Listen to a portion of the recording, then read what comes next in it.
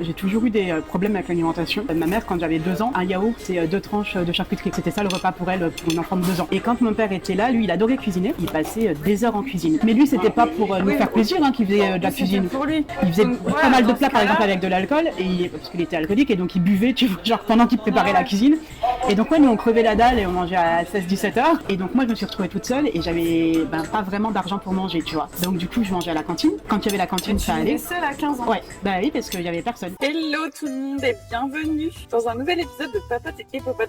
J'espère que vous allez bien. On est à République, rue du Faubourg du Temple. Je vais tester un resto italien avec Lorraine qui m'a contacté par Instagram, que je ne connais pas. Donc ça va être chouette. Je vais découvrir une nouvelle personne. Si vous me rejoignez sur cette vidéo, moi c'est Caroline, Appétit Libre sur les réseaux. Et je teste des restos en compagnie d'invités qui me parlent de leur rapport à l'alimentation. Bah déjà, je voudrais vous remercier si vous venez d'arriver. N'hésitez pas à vous abonner pour pas manquer les épisodes qui sortent tous les dimanches matins. Et si vous aussi voulez faire partie de mes invités, n'hésitez pas à me contacter sur Insta ou en commentaire de cette vidéo et on pourra papoter ensemble au resto. Allez, c'est parti!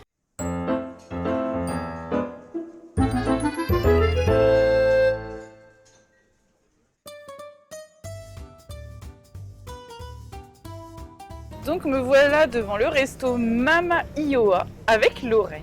Enchantée Lorraine. Donc moi c'est Lorraine, j'ai 38 ans et je sais pas ce que je peux dire. On a le même âge. Ouais, exactement. Du coup on s'est rencontrés via ton compte Insta, enfin via Instagram. Exactement. Je sais pas depuis quand tu me suis, depuis quand tu m'as découverte. Je t'ai découverte avec la vidéo de Claire Automne. Que tu suis aussi? Ouais. D'accord, ok. Donc Claire Automne, elle m'a ramené pas mal de gens. C'est trop chouette. Merci Claire si tu passes par là. Tu connais ce resto? Non. Donc on va découvrir ensemble et du coup on va manger italien. Ouais, voilà, exactement. C'est parti, on y va.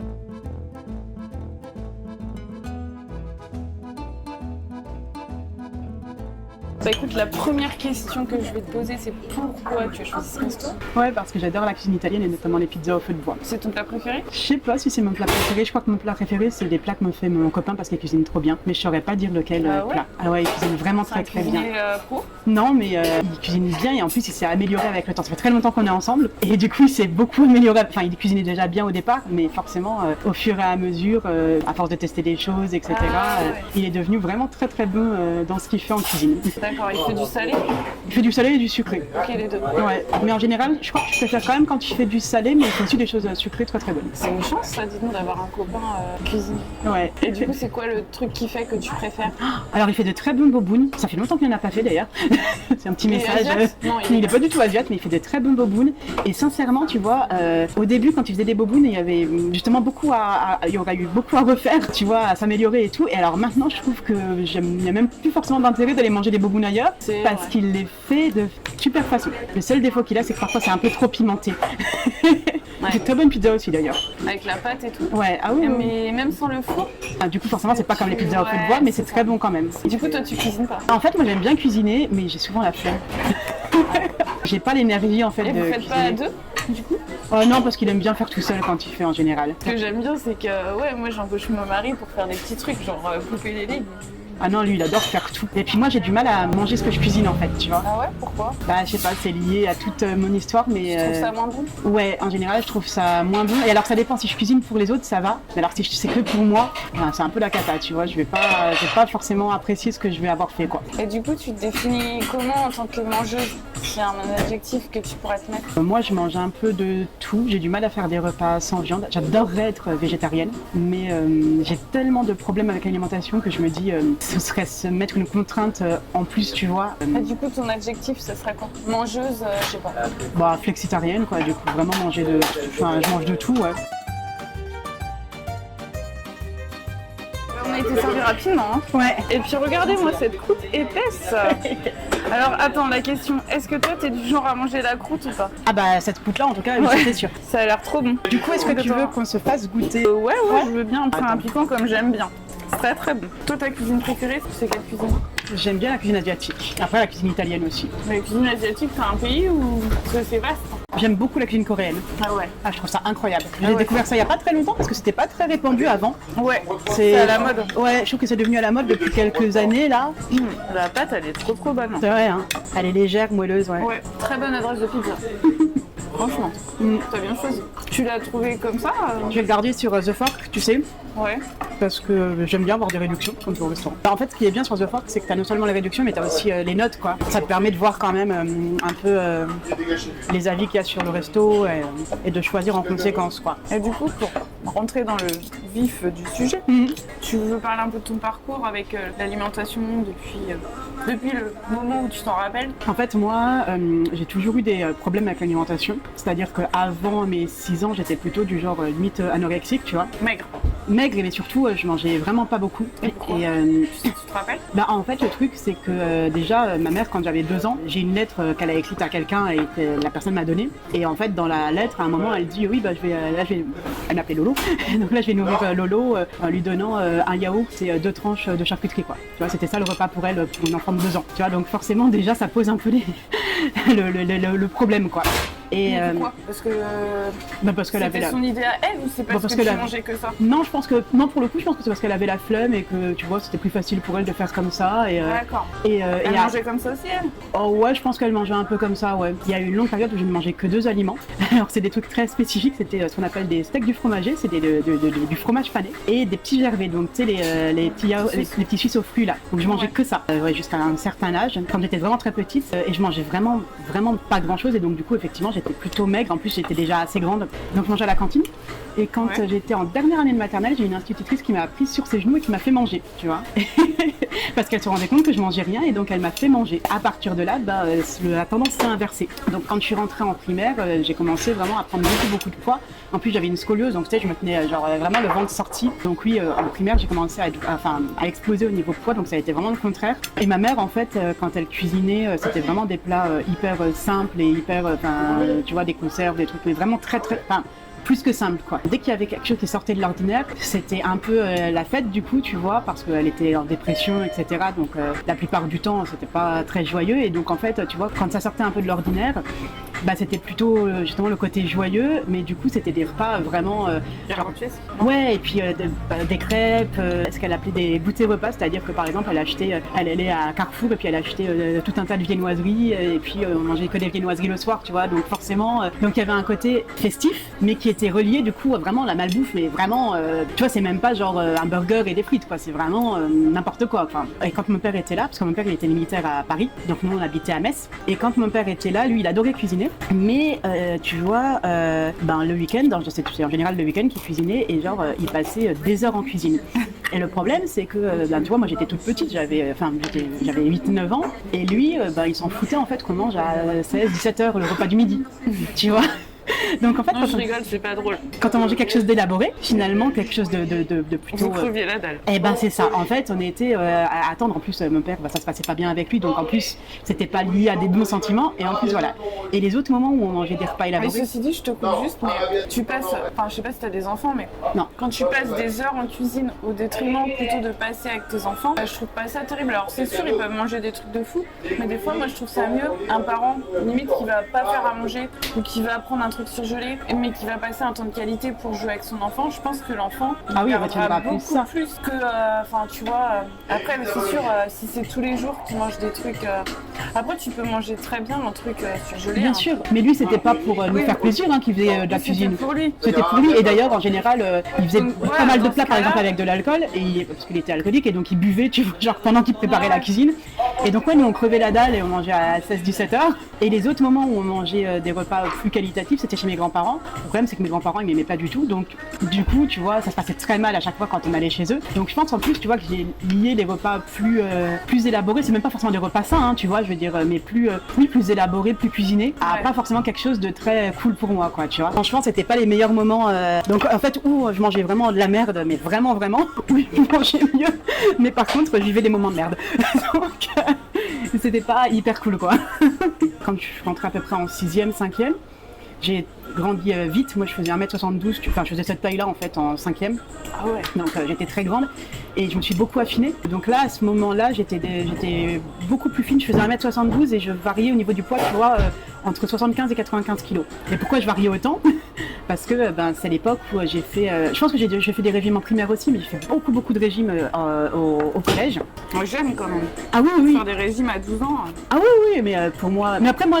tu sais, comme j'étais très grande, très formée, etc., je me voyais limite, je me voyais plus grande que ce que j'étais. T'étais en décalage par rapport aux autres. Tu vois, c'est ça le problème aussi, c'est que tu vois, comme j'étais très grande, bah même quand je faisais 75 kilos, qui pour 1m72 est pas ouf, tu vois, normal, quoi. bah c'est un peu, enfin tu vois, ça peut être un peu, mais en plus, tu vois, C'est j'étais bien formée, etc., ouais. donc... C'est proportionné, ça va, quoi. Exactement, et ben en réalité, le truc, c'est que je faisais le double du poids de mes copines, parce que mes copines, elles faisaient 40 kilos en 6e ou en 5e, donc moi, j'avais l'impression que c'était énorme, alors que finalement, ben pas tant que ça, tu vois. Et ouais, j'ai commencé à faire beaucoup de régimes à ce moment-là, et les régimes, c'était à base, je pense que on a le même âge, donc je pense que t'as forcément connu. Team 85. Exactement, 85. T'as forcément connu 85 dans les commentaires. les Slim Fast. Je me rappelle de la pub. Moi, je voyais la pub, et en fait, pour te dire, moi qui n'étais pas du tout dans le régime, chaque fois que je voyais la pub, je fais ah, ça a l'air trop bon quand même. Eh ben, c'était dégueulasse. C'était, enfin, après, j'en ai tellement. La pub donnait le truc, ça avait l'air trop bon, la nana était trop contente. Du coup, je les achetais en plus avec mon argent. Ah bon? Et ouais. Et Ton argent de poche? Ah ouais. Mon argent de poche que ma grand-mère me donnait. Ah, c'est triste. Et je bouffais ça. Pendant que les autres achetaient des bonbons, quoi. Et je bouffais ça. Et en plus, c'était pas genre, parce que tu sais, normalement, même si c'est vraiment pas recommandé, c'est le genre de régime où tu manges ça à la place d'un repas et les autres repas, tu manges normalement. Oui. Mais moi, je faisais bien sûr pas ça. Je mangeais que ça. Matin, midi, soir. Ouais, voire même peut-être que je mangeais que ça une fois dans la journée et je mangeais rien d'autre, tu vois. Donc c'est pour ça que j'avais des variations de poids qui étaient assez énormes, entre, ouais, je te dis, 75-95 kilos, parce que forcément, ben, quand tu fais ça sur une période, après les autres périodes, ben, tu fais des crises, etc. Forcément, il y a eu ça, il y a eu la soupe aux choux, tu vois, enfin, tu sais, les trucs classiques, quoi.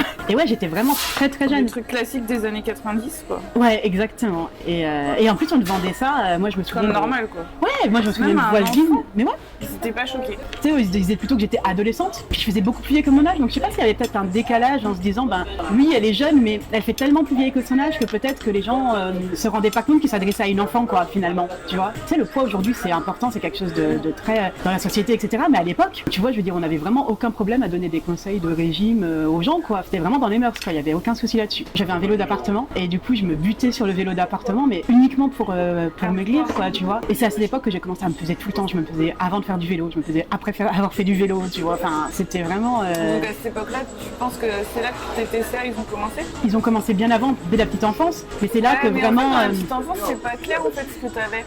Oui, c'est ça, c'était. Est-ce que t'avais pas un trouble de l'oralité? Je pense qu'il y avait un truc comme ça, mais après, je pense que c'était très lié aussi à mes problèmes familiaux. À ton affect avec ta mère? Ouais, exactement. Peut-être que tu jouais de ton alimentation, parce que peut-être que tu remarquais que ta mère était plus attentive à toi, non? Bah, je sais pas. Ma mère, quand moi je suis née, elle était très maigre, et ensuite elle a beaucoup grossi. Ma grande sœur elle a toujours été, dès le plus jeune âge, elle a été en surpoids. D'ailleurs, elle avait tendance à me dire, oh, t'as de la chance, toi t'as connu la vie mince. Enfin, avant mes 6 ans, hein. Mais tu vois à quel point tu te rends compte à quel point c'est triste de se dire que t'as pas connu la vie mince, c'est que tu peux dire ça à quelqu'un qui a moins, enfin tu vois, qui l'a connu qu'avant ses 6 ans. C'est quand même, tu vois, je trouve que c'est quand même assez parlant, quoi. Là, j'ai vraiment développé finalement, avant mes 6 ans, c'était pas conscient. Je faisais pas exprès mais c'est jamais conscient, vraiment. Ouais, mais même à l'adolescence, quand tu fais un régime, en fait, c'est conscient, mais c'était un choix, enfin, un choix, entre guillemets, quoi, tu vois. C'est un choix de faire le régime, mais c'est pas un choix après de faire du TCA, tu vois. Ouais, mais je veux dire, c'était moi qui avait décidé, entre guillemets, de faire ce genre de choses, etc. Mais je suis entièrement d'accord avec toi, bien sûr, hein, c'est pas un choix d'avoir des TCA, mais voilà, mais j'avais l'impression en tout cas d'avoir le contrôle sur ce que je faisais, quoi, finalement. Ouais. Alors quand c'est sûr qu'avant mes 6 ans, peut-être que c'était un certain contrôle, mais je m'en rendais pas compte en tout cas, tu vois. Mes grand-mères, elles étaient très méchantes avec moi sur le poids. Genre quand j'avais 10 ans, ma grand-mère maternelle, elle lavait mon soutien-gorge, ma brassière, je sais pas ce que je portais à ce moment-là, parce que j'avais déjà une poitrine à 10 ans. Elle me disait, oui, c'est quoi ce soutien-gorge de baleine? C'était la merci mamie. Ah ouais, c'est violent. Ouais, mes grands-parents, ils ont toujours été très violents avec moi, vraiment très méchants. Donc mon grand-père, c'était pas sur le poids, mais il était très méchant. Et ma grand-mère, c'était entre autres le poids, tu vois. La génération de nos grand-mères, c'est la génération qui a connu le début de, je pense, ce concept de contrôler son poids, perdre du poids. Parce qu'en fait, avant, je pense que ça n'existait pas parce qu'il y avait la guerre et tout. Mais elles ont connu le début de ce truc-là et je trouve que les grand-mères, elles sont pas mal à fond dans les régimes. Elles sont assez violentes dans les régimes, je trouve. Bien sûr, pas toutes, effectivement, mais moi, mes 2 grand-mères, elles étaient là-dessus. Hein. Je pense que ma grand-mère paternelle, elle avait très honte d'avoir des petites filles qui étaient grosses. Je pense qu'elle aurait adoré, tu vois, avoir des petites filles dans sa tête, tu vois, mignonnes. Ouais, je pense que pour elle, une petite fille grosse, c'était pas une petite fille mignonne. Je pense que ça l'a désespérée d'avoir des petites filles grosses. Hein. Il y a un truc qui est horrible, c'est que quand t'es entre guillemets bébé, tout le monde veut que tu sois un peu gros. Joufflu. Joufflu, un beau bébé qui mange bien, nanana. Et à partir d'un certain âge, ah non, arrêtez. Surtout pour les filles. Oui, surtout pour les filles. Et puis il y avait un rapport au sport aussi qui était désastreux puisque moi très vite j'ai fait en sorte de pas faire de sport du tout, même à l'école. En fait c'est pareil, tu vois, genre avant mes 6 ans, j'étais une petite fille qui bougeait beaucoup, qui courait beaucoup, qui avait envie de faire plein de choses, qui était très spontanée, et en fait on a un peu cassé ça chez moi, tu vois. C'est-à-dire qu'on m'a tellement fait de reproches, tellement critiqué, très tôt, tellement critiqué la personne que j'étais finalement, que très vite j'ai fini par arrêter un peu de bouger, un peu de vivre, tu vois, finalement pour moins déranger les autres, quoi, parce qu'on avait vraiment ce discours-là avec moi. Puis effectivement, quand t'as une mère qui est dépressive, même si moi je pense qu'il n'y avait pas que ce problème-là chez elle, mais quand t'as une mère qui est dépressive et qui passe ses journées au lit, ben forcément, qu'est-ce que tu veux faire, quoi, tu vois. Au final, tu t'occupes, mais tu vas pas... Moi, on m'a jamais appris à faire du vélo, par exemple. Parce que ton père était pas là. Mon père était pas là, et puis il s'en foutait d'avoir des enfants. C'est pas lui qui a voulu des enfants, et il n'était pas content d'avoir des enfants, quoi. Finalement, t'as été pas mal abandonnée pendant son enfance. J'ai été abandonnée de façon, tu vois, comment dire, pas de façon réelle, entre guillemets, de façon réelle, mais tu vas comprendre pourquoi je dis ça, pendant mon enfance. Et à 15 ans, pour le coup, on a emménagé avec ma mère et au départ ma sœur à Saint-Denis, donc en région parisienne. Et là, pour le coup, je me suis vraiment retrouvée totalement seule parce que ma mère, elle est partie.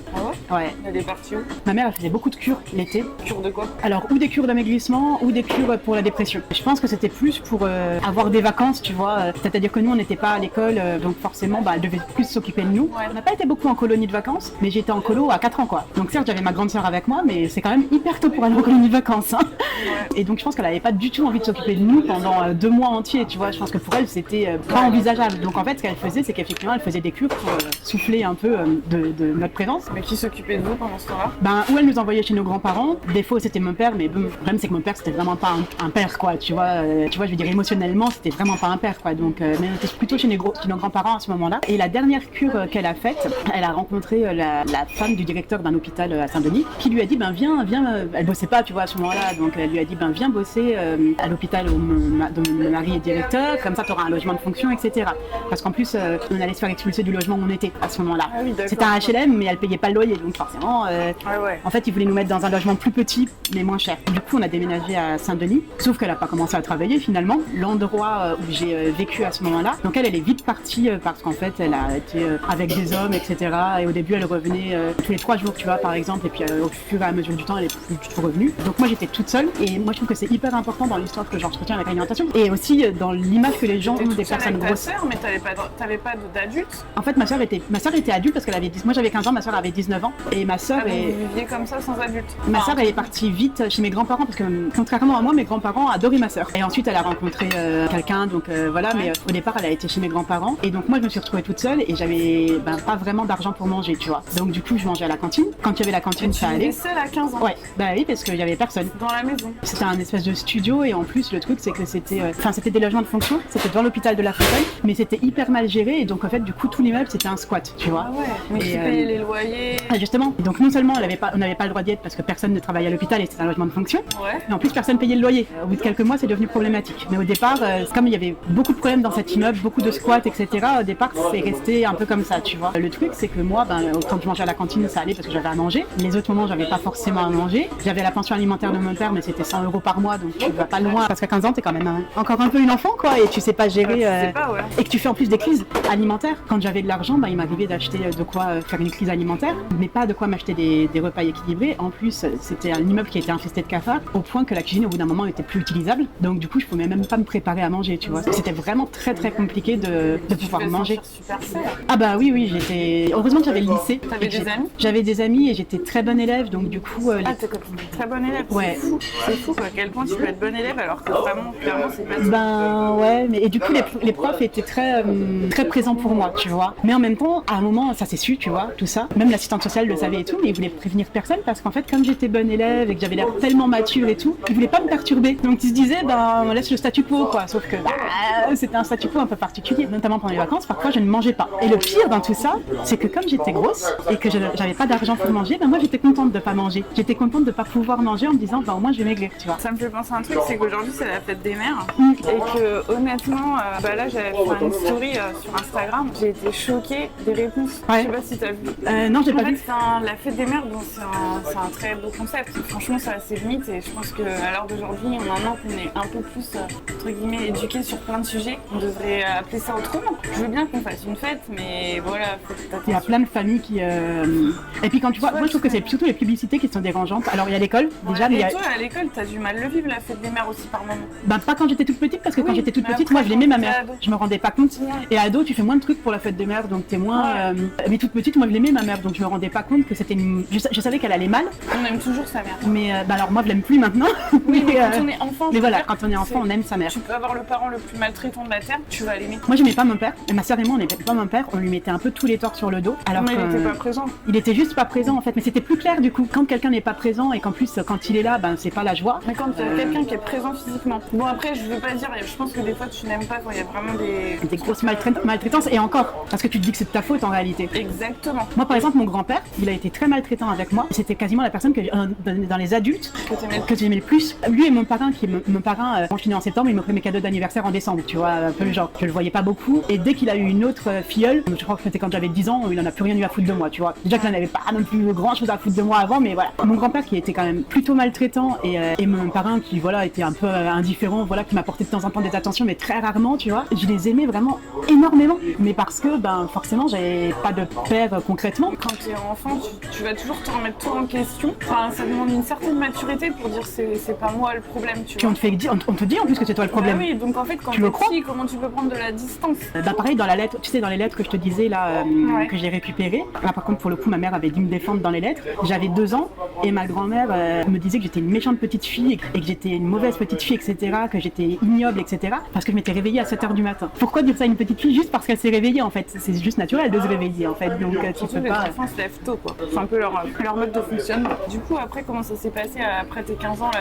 Bah, T'es donc, toujours dans ce squat? Je suis restée dans ce squat pendant quelques mois, pendant 9 mois. Tu vois, par exemple, il y a des moments où genre j'avais tellement faim. Je me souviens qu'il y avait une boîte de sucre, tu sais, en morceaux. Ouais. Ben, je mangeais des morceaux de sucre en morceaux, mais juste pour combler de la faim. C'était même pas de la crise ou quoi, c'était juste que au bout d'un faim, moment, ouais, j'avais faim, quoi. Il y avait des jours où je mangeais pas. Il faut quand même dire ce qu'il y a, c'est que ça ne m'a pas fait spécialement maigrir. Peut-être même que j'ai pris du poids à ce moment-là, tu vois. Parce que j'oscille entre les périodes où je mangeais beaucoup quand j'avais de l'argent ou quand on me donnait de la nourriture, parce qu'il y avait des adultes, justement une collègue de la personne là qui avait fait venir ma mère, qui me donnait parfois à manger, mais c'est pareil, quand elle me donnait à manger, cette personne, elle avait pas envie de me donner, je sais pas moi, des tomates. Elle avait envie de me donner des trucs réconfortants, tu vois, Bah oui. par gentillesse, quoi. Donc, oui. donc dès que je mangeais quelque chose, finalement, sauf quand c'était à la cantine, ben c'était de la merde. C'était vraiment, tu vois, genre, en tout cas, pas du tout des trucs nutritifs. Parce que la merde, pour parler de l'alimentation, je trouve que c'est dommage, mais Moi aussi. des trucs. Mais tu vois, c'est ancré. C'était juste des choses, effectivement, des aliments plaisir, ce qui était cool pour moi parce que j'en avais besoin aussi. Mais voilà. Et tu vois, par exemple, je me souviens qu'un jour, ma soeur, elle était là. Elle avait pas non plus beaucoup d'argent hein, parce qu'en plus, elle travaillait pas, elle avait arrêté l'école, etc. Donc, elle était pas dans une situation financière, même si elle était majeure. Voilà. Elle avait un paquet de pâtes, elle m'avait donné des pâtes. C'était des pâtes blanches, tu vois. J'avais pas mangé depuis au moins 3-4 jours. Et le truc, c'est que, sachant que j'avais pas mangé depuis longtemps, bah, j'ai pas réussi à les garder. Mais pas parce que je voulais pas les garder, parce qu'au bout d'un moment, ton estomac, en fait, il se contracte. Tu sais, quand t'as pas mangé depuis longtemps, tu le sens vraiment, il se contracte et en fait, tu rejettes ce que t'as mangé. Faut se rééduquer à manger quand. Quantité, quoi. C'est ça. Sauf que tu te rends pas compte. Tout d'un coup comme ça. Bah je sais pas, je suis même pas sûre que c'était une grande quantité ou quoi, mais en tout cas, bah, c'était elle qui les avait cuites, etc. C'était quand même assez au début parce que la cuisine était encore fonctionnelle, tu vois, à ce moment-là. Et elle m'avait engueulé en me disant, mais putain, moi j'achète des pâtes et toi, voilà ce que t'en fais, tu vois. Donc, Pas exprès, quoi. mais bon, elle était, tu vois, elle avait 19 ans. Et c'était pas facile pour elle non plus. Et les moments d'avant avec les régimes, la façon dont mes parents m'alimentaient, etc. Bien sûr que ça m'a inscrite dans les troubles alimentaires, mais cette période-là, je pense qu'elle a vraiment tout détruit au niveau de ce que j'aurais pu avoir comme. D'ailleurs, j'étais extrêmement grosse à ce moment-là, alors que je t'avais dit, hein, tu vois, au collège, j'avais réussi à trouver un certain équilibre au niveau poids, qui oscillait donc entre 75 et 95. 95, j'étais un peu plus grosse, mais franchement, moi je me trouvais énorme. En plus, je trouvais qu'il y avait des bras énormes, ça a toujours été mon gros complexe. Je veux dire, en réalité, il y a beaucoup de gens qui disent ça hein, souvent, mais je donnerais tout pour, tu vois, avoir le physique que j'avais à cette époque. Hein. Et effectivement, à ce moment-là, ça a été vraiment l'explosion. Enfin, tu vois, ça a été pour moi l'explosion d'un certain équilibre, parce que même si ma vie elle était compliquée, j'avais quand même forcément un certain équilibre. mais aussi au niveau alimentaire, ça a été vraiment l'explosion et le fait d'être totalement dégoûté au niveau alimentaire parce que tu manges pas, quand tu manges, c'est des crises, enfin voilà quoi. Et au bout de 9 mois, ce qui s'est passé, c'est qu'il y a eu une nouvelle direction de cet immeuble, mais lié à l'hôpital, effectivement. Tous les gens qui squattaient dans cet immeuble ont reçu un courrier en disant bah là, va falloir partir. Et là, je me suis effondrée, je suis allée au lycée, j'ai commencé à ça, je m'en souviendrai toute ma vie, je suis allée au lycée. J'étais très nulle en anglais, c'était une des matières dans lesquelles j'étais nulle. Mais je m'entendais bien avec ma prof d'anglais et elle m'avait vu arriver dans un état, j'étais assise, elle m'a posé sa main dans le dos pour me demander si ça va et j'ai fait un bond de 10 mètres parce que j'étais tellement dans un état de stress. Et là, du coup, je suis retournée voir l'assistante sociale et j'ai dit oui, ok pour appeler l'aide sociale à l'enfance quoi, parce que j'ai plus le choix.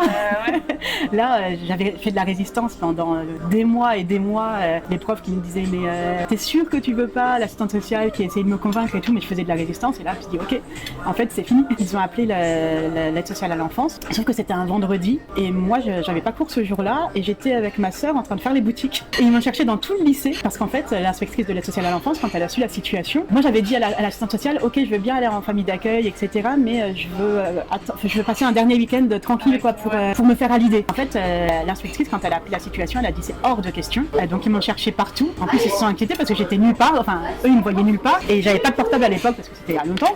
Et donc ma soeur avait un téléphone portable, ils ont appelé sur le téléphone portable de ma soeur, j'étais avec elle donc ça tombe bien, et ils ont dit non en fait elle vient aujourd'hui et elle va en famille d'accueil dès aujourd'hui quoi. Ah ouais, dès aujourd'hui quoi. Effectivement j'ai été en famille d'accueil à partir de ce moment-là. Je suis restée pareil 9 mois en famille d'accueil, donc j'avais 16 ans à peu près à ce moment-là. Ça s'est bien passé?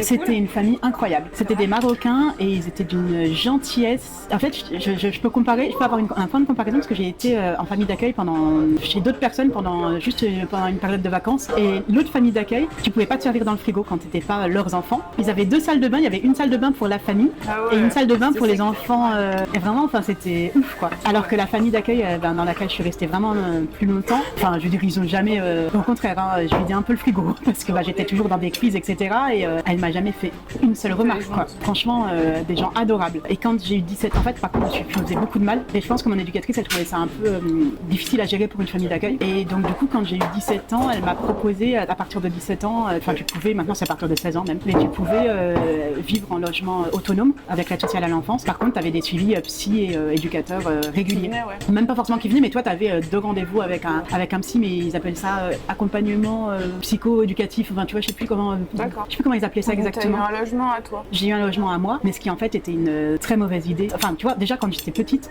on vivait un peu en huis clos, tu vois, on n'invitait jamais personne, j'avais des relations, mais déjà en primaire j'avais pas vraiment d'amis, ça j'ai commencé à avoir vraiment des amis au collège, mais ma famille était quand même très particulière, du coup c'était difficile de amener les gens chez toi. Ah oui, alors jamais personne ne venait chez moi, ça c'est sûr, déjà parce que ma mère elle était pas là, elle refusait de prendre soin de l'appart, enfin tu vois je veux dire c'était mal rangé, c'était sale, donc forcément il y avait la honte. C'est un peu compliqué, mais mes parents ils étaient pas censés, ils avaient été mariés mais ils étaient divorcés, donc ma mère elle touchait des aides par rapport à leur par rapport au fait qu'elle était mère célibataire, sauf que mon père il revenait le week-end et il y avait des affaires à lui et tout, et donc elle avait toujours peur qu'il y ait des gens qui sonnent, enfin tu sais, qui viennent et qui voient qu'il était là. Alors ça c'était la version officielle, je pense aussi qu'il y avait une sorte de dette parce que ils avaient beaucoup de dettes, et donc en fait dès qu'on sonnait à la maison il fallait faire comme si personne n'était pas là, il fallait pas faire de bruit, et ça c'est un truc que j'ai gardé. Moi quand on sonne chez moi je suis terrorisée, ça me traumatise quand on sonne chez moi. Alors si je suis au courant que quelqu'un vient chez moi ça va, mais si on sonne chez moi sans raison c'est même pas la peine, j'ouvre pas, mais déjà quand t'as pas de trauma, tu te demandes mais c'est qui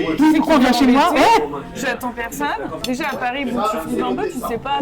Du coup après quand t'es emménagée toute seule, pourquoi tu dis que c'était une mauvaise idée? C'était une mauvaise idée parce qu'en fait du coup j'étais libre de vivre avec toutes mes j'allais dire traumas, mais c'est pas ça que je veux dire, c'est toute la façon dont j'exprimais mes traumas, tu vois, c'est-à-dire mes troubles alimentaires. J'avais plus de garde-fou en fait, tu pouvais me faire autant de mal que je voulais, on me donnait de l'argent pour le quotidien, sauf que quand t'as des troubles alimentaires tu peux pas gérer un budget, et en plus quand t'as 17 ans tu vois, je veux dire.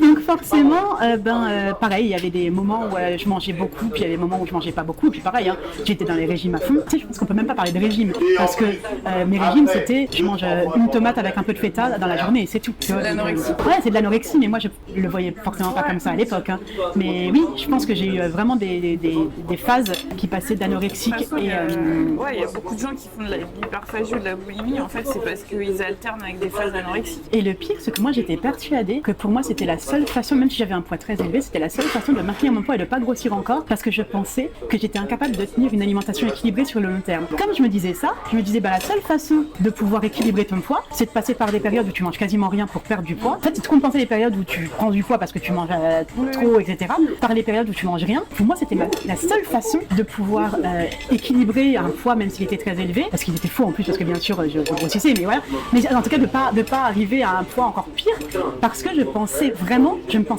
totalement incapable d'avoir une alimentation équilibrée sur le long terme. Pour moi, c'était inenvisageable. Je ne me voyais pas réussir à avoir ça un jour dans ma vie. Pouvoir juste manger normalement des repas avec des légumes.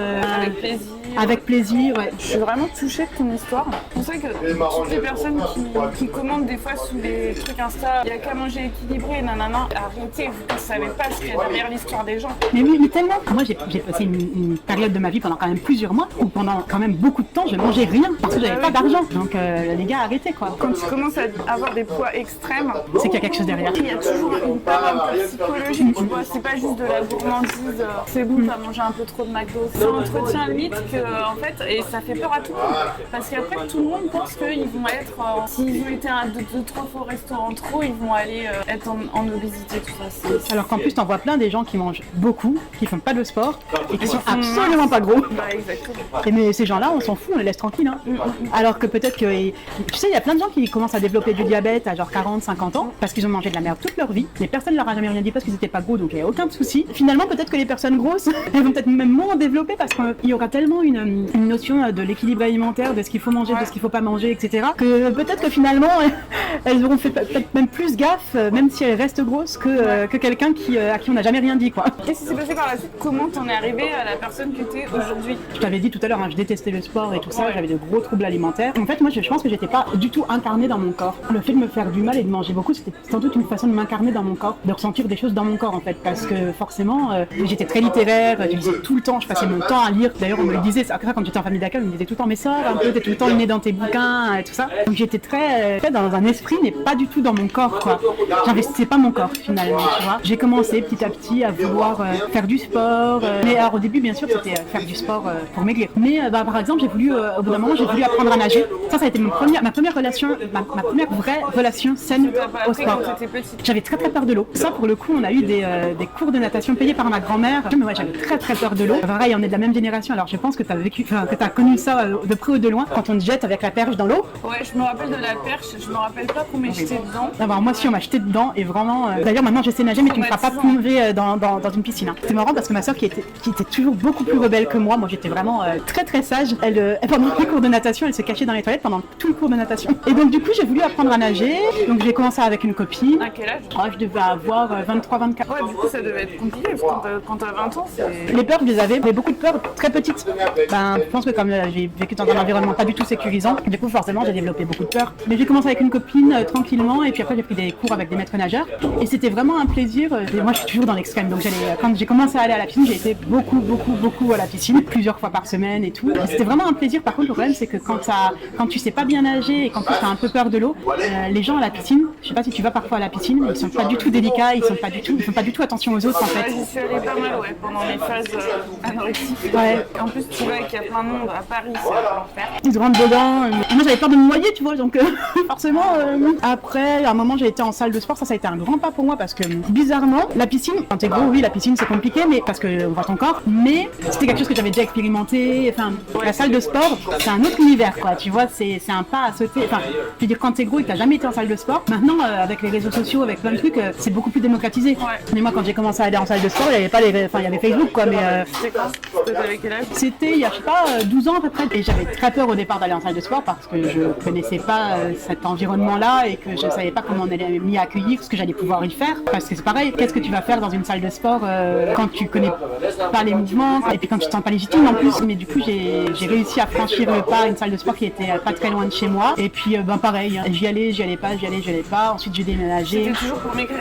Ça me plaisait un peu, mais c'était quand même, on va dire, franchement, 90% pour maigrir, 10% de plaisir. Et parallèlement à ça, tu tu essayais encore de maigrir afin de faire les régimes Ouais. Donc t'étais toujours dans ces phases de anorexie, hyperphagie, anorexie. Moins, mais un peu quand même. Mais moins extrême, je faisais pas qu'une tomate par jour, tu vois. Mais quand même un peu là-dedans, effectivement. J'avais cette sensation que dès que je me mettais au régime, et pareil pour le sport d'ailleurs, il y avait un truc genre un événement dans ma vie, un truc chiant, genre par exemple, je dis une connerie, mais par exemple, un jour, je me suis mise au régime, et genre 2 jours après, j'ai ma cuisinière qui m'a lâché. Et je me disais, mais à chaque fois que j'essaye de m'y mettre, que ça va bien et tout, bah paf, il se passe un truc qui me fait arrêter. Et je me rendais pas compte qu'en réalité, les événements extérieurs, c'est pas non plus ça qui, oui, ça influence, mais est-ce que c'est ça qui doit te faire arrêter une habitude que tu prends? Enfin, tu vois ce que je veux dire, ça complique les choses, etc. Mais moi, tu vois, du coup, c'était fini, quoi. J'arrêtais totalement, dès qu'il y avait un truc qui se passait, j'arrêtais totalement tout en me disant, ben, c'est fini. Alors que non, j'aurais pu voir les choses différemment, mais c'était trop difficile pour moi de voir les choses différemment à ce moment-là. Donc ouais, après, j'ai déménagé, j'ai arrêté la salle de sport pendant un long moment. Il y en a une nouvelle qui a ouvert à côté de chez moi à ce moment-là. Donc je me suis dit, bah, tiens, c'est l'occasion de reprendre. J'avais pris beaucoup de poids à ce moment-là. Là, j'étais à 155 kilos. Donc c'était mon poids le plus élevé à l'époque, même si après, j'ai eu un poids plus élevé. Mais là, c'était mon poids le plus élevé à l'époque. Et j'ai commencé la salle de sport. Mais le problème, c'est que moi, j'étais toujours dans l'extrême. C'est-à-dire que je me disais, si tu peux pas y aller 5 fois par semaine, tu vas pas, quoi. Enfin, j'étais toujours dans l'extrême. Et donc oui, il y avait des périodes où j'y allais beaucoup, des périodes où j'y allais moins. Et j'aime bien dire ça aussi parce que les gens, ils me voient aujourd'hui, ils se disent, mais en fait, elle y va tout le temps. Enfin, tu vois, elle a pas de problème de motivation ou quoi. Mais en fait, j'ai été comme tout le monde, hein. Moi aussi, il y a eu des moments où j'y allais pas. Je suis plus comme ça aujourd'hui, mais parce que les choses, elles ont changé. Et dans ma salle de sport, il y avait un espace cross-training. Et sur Insta, c'était il y a 8 ans, un truc comme ça. Sur Insta, il y a une fille qu'on suivait mutuellement et elle faisait du crossfit à Strasbourg. Et elle me dit, franchement, tu devrais essayer l'espace cross-training de ta salle là, parce que je suis sûre que le crossfit, ça te plairait. Bon, c'était pas du crossfit parce que c'était du cross-training, mais bon, ça s'en rapprochait. C'était moins structuré, on va dire. Et j'ai commencé, moi, je refusais d'aller en cours collectif tant que j'avais pas maigri, tu vois. Donc, je faisais de l'elliptique, etc. Mais je me disais, les cours collectifs, c'est pas pour moi tant que t'as pas maigri. Résultat, je vais au truc le plus extrême de la salle. Et effectivement, ça m'a plu. T'as adoré? Ouais, j'ai adoré. Et du coup, j'ai commencé à faire plusieurs cours collectifs de la salle parce que j'ai vraiment commencé à aimer ça. Et c'est à ce moment-là que je pense que j'ai aussi réussi à être plus régulière et à avoir moins de moments où j'y vais pas. C'est quand j'ai commencé vraiment à voir l'aspect collectif dans le sport. L'aspect fun, en fait. Ouais, exactement, l'aspect fun. Puis du coup, je me suis intéressée au crossfit puisque je faisais du cross-training. Et donc, j'ai suivi des trucs sur Insta et tout. Au bout d'un moment, je me suis mise au crossfit. Mais même là, alors que j'avais franchi le pas de la salle de sport et tout, être gros, c'est franchir la porte. On appelle ça une box au crossfit. Ça fait hyper peur quand même au début parce que tu sais que t'es hors norme, quoi, et que forcément, tu vas pas pouvoir faire les mêmes choses que les autres. Mais en réalité, le crossfit, c'est pensé comme ça. C'est-à-dire qu'on n'est pas tous obligés de faire les mêmes choses. On a tous le même exercice, mais après, on va pouvoir l'adapter selon nos capacités, selon notre état de forme du moment, parce que ça peut être ça aussi, selon notre blessure si on est blessé, etc. Et du coup, pour les gens qui ne connaissent pas, en quoi ça consiste? Le crossfit, c'est, alors la définition un peu officielle, c'est des mouvements fonctionnels à haute intensité. Donc par mouvement fonctionnel, ce qu'ils veulent dire, c'est que finalement, c'est en général des mouvements qui vont pouvoir te servir dans la vie. Ouais, c'est pas des machines. Ouais, et donc par exemple, à pouvoir porter tes enfants, à pouvoir porter tes courses, à pouvoir courir pour attraper ton bus, tu vois. Des trucs un peu comme ça. Alors il y a des mouvements qui sont un peu farfelus d'un œil extérieur et qu'on se dit, mais attends, en quoi ça va me servir dans la vraie vie de faire des pompes contre le mur à l'envers? En tout cas, c'est ça le principe, et c'est un mélange de gym, haltéro et cardio. Pour le coup, tu vois, moi le crossfit, je pense que c'est vraiment ce qui m'a permis de me réapproprier mon corps et de voir la perte de poids d'une autre façon que avoir une certaine silhouette ou un certain physique, etc. Tu vois. Forcément, quand tu fais du sport et que t'es lourd et quand tu fais un sport quand même difficile comme le crossfit, t'es limité par ton poids. Et donc moi, c'est vrai que il y a eu un moment aussi où je me suis dit, faut aussi que je perde du poids pour pouvoir être moins limité dans le sport que j'aime. Et je trouve que c'est beaucoup plus sain comme raison de vouloir perdre du poids que de perdre du poids pour une silhouette ou quoi que ce soit. Oui, pour esthétique seulement. Ouais. Quand j'ai vu dans ta bio, j'avais perdu 50 kilos. Ouais, en fait, j'ai pris du poids en faisant du crossfit parce que quand je suis arrivée au crossfit, j'ai maintenu mon poids au départ, sans doute parce que je faisais justement du sport intensif, etc. Sauf que j'ai vécu un licenciement économique qui a été très compliqué à vivre pour moi parce que ça faisait 12 ans que je travaillais dans la même boîte. J'étais en CDI, etc. En fait, j'avais fait des boulots avant, mais c'était quasiment que ça que j'avais fait comme travail. Encore une fois, comme j'ai eu beaucoup d'insécurité, moi, un CDI, je n'arrivais pas à le quitter parce que c'était vraiment un espace de sécurité pour moi, même si ça me plaisait plus ce que je faisais. C'était quand même un espace de sécurité. Et en plus, à la fin, je bossais de nuit et de chez moi. Et en plus, de nuit, c'était de 18h à 2h du matin. Donc, tu vois, c'était assez sympa comme horaire, quoi. Et donc, du coup, licenciement économique, donc ça veut dire remettre beaucoup de choses en question, essayer de voir ce que tu peux faire d'autre. Parce que je faisais quelque chose de très particulier, donc je voyais pas comment mes compétences elles pouvaient être transférables ailleurs. C'était un moment très compliqué. Mais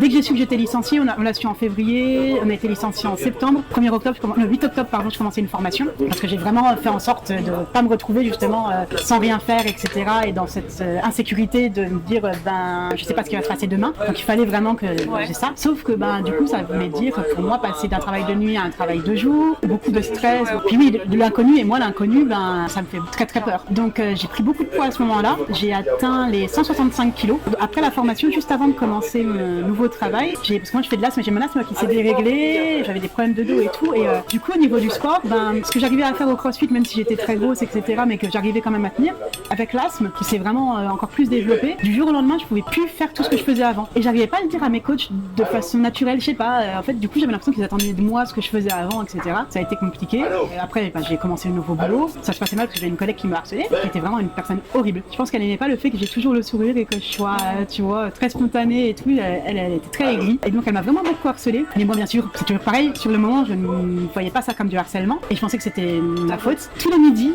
elle me disait, les gens mauvais au fond d'eux, je les sens tout de suite. Tous les midis, elle me disait ça quand je suis arrivée. Les gens mauvais au fond d'eux, je sens tout de suite qu'ils sont mauvais, tu vois. Et moi, en fait, au bout d'un moment, au lieu de me dire elle est folle ou quoi, je me disais comment elle sait que je suis mauvaise, tu vois.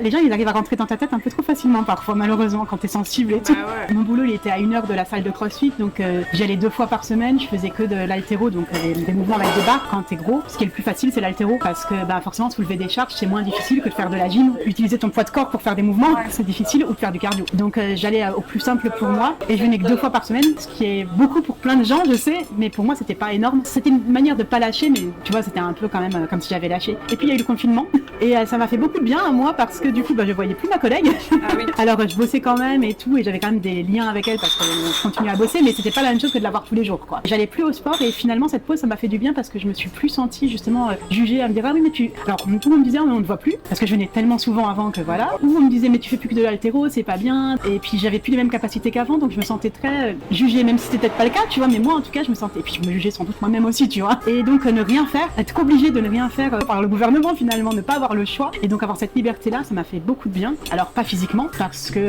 forcément, j'ai pas pris vraiment de poids parce que j'avais déjà atteint un poids très très élevé, mais je pense qu'à ce moment-là, ça a duré quand même longtemps, tu vois, entre les confinements, les couvre-feux et tout. Et donc je pense que par contre, ouais, j'ai dû perdre du muscle que j'avais construit et prendre du gras, enfin, même marcher, tu vois. Moi je suis pas du tout sortie de chez moi pendant le confinement. Hein. Bah, on pouvait pas, ouais. Et il y avait des gens, tu sais, qui allaient quand même marcher un peu ou quoi, mais moi vraiment, pendant, je sais plus, ça a duré 2 ou 3 mois, je suis pas sortie une seule fois de chez moi. Quand t'as vécu les choses que moi j'ai vécu, vivre cet enfermement-là, ça m'a plongé un peu dans les enfermements dans lesquels j'avais pu être à certaines époques de ma vie. Donc je pense qu'il y a eu un côté où ça m'a fait du bien parce que ça m'a permis de plus vivre certaines choses. Puis t'as la parano, tu vois ce que je veux dire, c'est que tu as le temps de te faire plein de scénarios, etc. parce que t'es toute seule avec toi. Et après j'ai changé de travail. Ça a été un grand pas pour moi parce que j'étais en CDI et donc réussir à me dire ouais t'es pas bien là où t'es, donc change de travail. Franchement, un grand pas pour moi. C'était le même travail mais dans une autre entreprise quoi finalement. Donc là j'ai commencé à bosser à Paris. C'est à 20 minutes à pied de chez moi. Et donc je me suis dit très bien, ça va déjà me permettre de pouvoir recommencer à marcher. Ouais. Parce que j'étais arrivée effectivement à un stade où même marcher, c'était compliqué. J'ai recommencé à marcher et tout. Il y avait le couvre-feu donc je pouvais pas aller au sport. De toute façon ils faisaient les séances dehors parce que tu sais les salles de sport elles étaient fermées. Et faire les séances de sport dehors ça m'intéressait pas. Donc petit à petit déjà j'ai pu reprendre un peu une activité même si c'était que de la marche. Mais déjà ça me faisait du bien. Puis j'étais dans un environnement de travail bien plus bienveillant. Donc ça c'était aussi très très cool avec une responsable qui était incroyable. Et quand les salles de sport ont vraiment réouvert, je crois que c'était en juin 2021, si mes souvenirs sont bons. Et là je me suis dit bon, le CrossFit c'est un sport très exigeant. Tu fais 165 kilos, t'as plus aucune condition physique parce que je pense que j'avais jamais eu. Tu vois pourtant j'étais passée par des moments où j'avais fait du sport etc. Mais je pense qu'au niveau de ma condition physique c'était la pire de toute ma vie quoi parce que 165 kilos ça commence vraiment à être un poids handicapant. Aujourd'hui je suis aux alentours de entre 113 et 115 kilos. Je considère que mon poids c'est pas un handicap. C'est un handicap pour certains mouvements dans le sport etc. Mais c'est pas un handicap au sens large du terme. Par contre à 165 kilos mon poids était un handicap. Handicap au niveau du sport. À 165 ou aujourd'hui? Non, là maintenant. Là aujourd'hui c'est parfois un handicap dans le sport. Comme tu dis c'est pas un handicap pour le sport que tu fais toi. Mais après je pense que ça peut être un handicap plus au sens figuré tu vois. Le poids que je fais aujourd'hui? Oui au sens social tu vois. Ouais mais je le ressens plus comme ça. Parce que je veux dire pour moi justement. Dans la tête aussi. Ouais mais pour moi mais après c'est aussi parce que je suis passée par un poids très élevé. Ouais. Pour moi faire le poids que je fais avec les muscles que j'ai et la taille que je fais, oui je te dis pas que je me trouve mince et que j'ai pas de problème avec mon image etc. Mais je considère plus que c'est le terme handicap il est fort tu vois. Et je veux dire j'ai encore des problèmes avec mon image, je me trouve encore très grosse etc. Mais je considère pas que c'est un handicap que ce soit dans la vie sociale. Tu vois je vais dans le métro, je peux passer entre les sièges, je peux m'asseoir sur un siège sans gêner la personne à côté. Je peux aller au cinéma et aussi je peux monter les marches du métro sans être essoufflée. Tu vois c'est dans ce sens-là que je veux dire handicap. Handicap peut-être au niveau aussi médical tu vois si jamais je sais pas t'as besoin d'une PMA ou je sais pas quoi. Mais à 165 kilos il n'y a même pas de débat tu vois je veux dire j'étais et d'ailleurs je pense que j'ai fait une demande de reconnaissance en situation de handicap ça aurait pu être accepté tu vois parce que pour moi j'étais réellement handicapée. Pas handicapée comme quelqu'un qui est en fauteuil ou quelqu'un qui est aveugle ou quelqu'un, mais j'étais gênée dans ma vie de tous les jours par mon poids, clairement. Je me suis dit, ok, le sport que tu fais, il est quand même très intense, donc au bout d'un moment, il va falloir réussir à... Du coup, comment t'as fait pour perdre du poids? Quand j'ai repris le CrossFit, je me suis dit, là maintenant, tu vas plus choisir tes séances à faire que de l'haltéro et tout ça, et tu vas au contraire faire les séances les plus cardio. Il y a des séances qui sont un peu plus axées sur le cardio au CrossFit, et donc je me suis dit, tu vas faire beaucoup ces séances-là, alors que c'était pas ce qui me plaisait à ce moment-là. Quand même, là pour le coup, c'était vraiment une souffrance, quoi. Et quand j'avais de la course, j'allais courir. Si les gens ils allaient courir 400 mètres, parce que tu sais, c'est plusieurs tours souvent, moi j'allais courir 100 mètres, et tant pis, et j'étais au bout de ma vie. Les gens ils revenaient de leurs 400 mètres, ils étaient bien, moi je faisais 100 mètres, j'étais au bord des larmes, voire je pleurais, tu vois. Mais je me suis dit, c'est pas grave, tu le fais, et oui, ça va être difficile au début, mais au bout d'un moment, ton corps il va se réhabituer parce qu'il y a le poids et il y a aussi le corps qui s'habitue à l'effort. Je savais que même sans perdre de poids, mon corps il allait s'habituer aussi à l'effort. C'était les deux, le poids et le fait de plus être habitué qui était horrible, quoi, tu vois. Et je me suis dit aussi, arrête de viser la perfection dans ta perte de poids, vas-y doucement. Au lieu de faire du moins, fais du plus. C'est-à-dire, au lieu d'enlever des choses de ton alimentation parce qu'elles sont mauvaises, rajoute des choses. Essaye de rajouter des légumes à chaque repas, par exemple, plus de protéines, etc., tu vois. Rien qu'en faisant ça, effectivement, du coup, les protéines, par exemple, c'est très rassasiant. Donc forcément, t'as moins envie ensuite d'aller vers d'autres choses. Et le truc, c'est que même si t'as envie d'aller vers un autre truc, tu vas le manger peut-être en quantité plus raisonnable parce que t'auras eu tellement d'apports dans ta journée nutritionnelle que finalement, c'est moins compliqué d'être raisonnable, entre guillemets, et ton corps, il va moins être en demande d'autres choses. Et tu t'es fait accompagner pour cette perte de poids ou t'as fait un peu toute seule? J'ai toujours refusé d'être accompagnée. Enfin, j'ai déjà été accompagnée dans ma perte de poids avant ça. J'ai vu bien entendu beaucoup de nutritionnistes, bien entendu.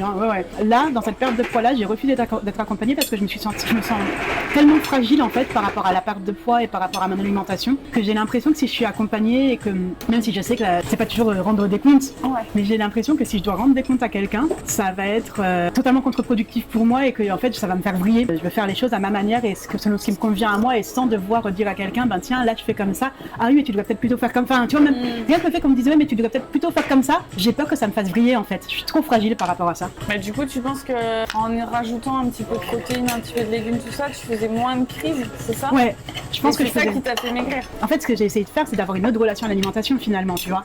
Ouais, c'est pas enfin, t'as pas fait de régime quoi. Non, j'ai pas fait. Essayé de voir l'alimentation comme quelque chose qui te permet d'accomplir ce que t'as envie de faire ton sport. C'est ça. Et pas de la voir comme ton ennemi en fait. C'est ça. Et c'est ça le beau défaut des régimes en fait.